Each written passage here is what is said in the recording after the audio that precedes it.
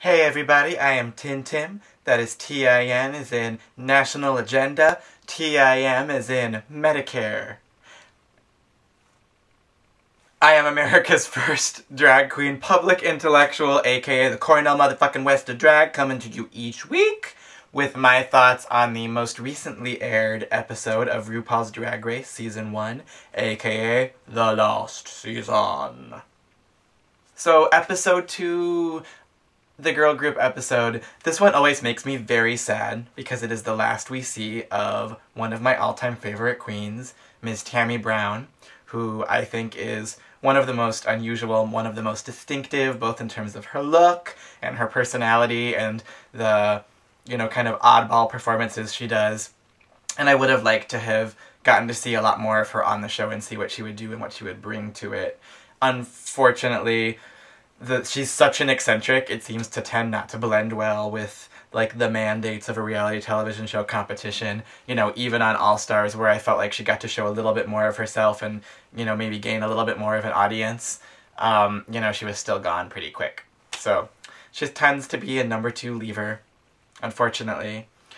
And this episode reminded me of what is, to me, both the best thing and the worst or most frustrating thing about Tammie. Which is, she's totally punk in this way, right? In that what Tammie does is what Tammie does, and it's unusual and distinctive, and it is hers and hers alone, and she knows herself, she knows her humor, she knows her intelligence, she knows the things she does, and she doesn't stray from it, and she is not threatened by people not understanding it, and she is consistent, and she sticks to it.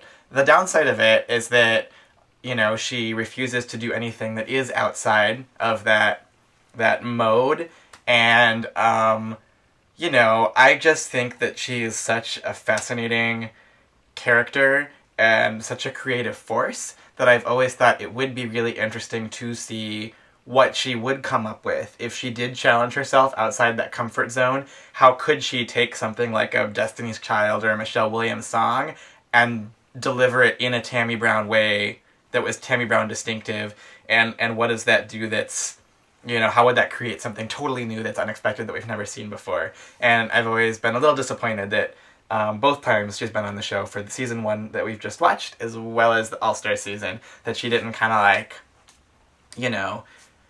go that extra push, because I think that's something that I value in art and artists, is ones that are never complacent, even when they have something really distinctive and are courageous about sticking to it, but that still challenge themselves to go outside their comfort zone or something. And I kind of wish that we got to see Tammie do that sometime. But at the same time, I think that if she did, she might not be the Tammie that we know and love. It wouldn't be the same, so who knows. The other thing that I wanted to say about this episode, and I'm afraid I'm going to become a little bit of a broken record, talking about season 1 in terms of this thing of how the roles feel less rigid and the format feels less rigid, and because of it, it seems like there's some more spontaneous and authentic moments. But I guess just call it my thesis.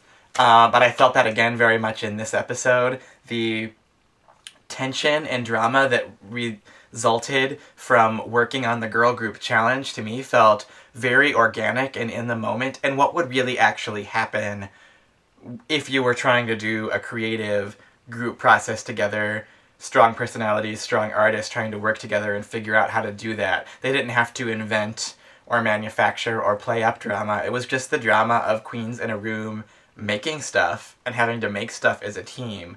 And I really appreciate that, and to me that's something they've lost a little bit in later seasons, is that we don't have that kind of focus on the act of the creative process and the act of creation. And it's a thing that happens on almost all creativity-based reality shows, is sometimes they start with a little bit more of a focus on the art or the design, etc., and then it becomes more about the drama later. That happened on Project Runway, apparently, and it happened on, if you all ever used to watch Extreme Makeover Home Edition, in the early episodes, they focused a lot more on the design process and how they were going to design the house.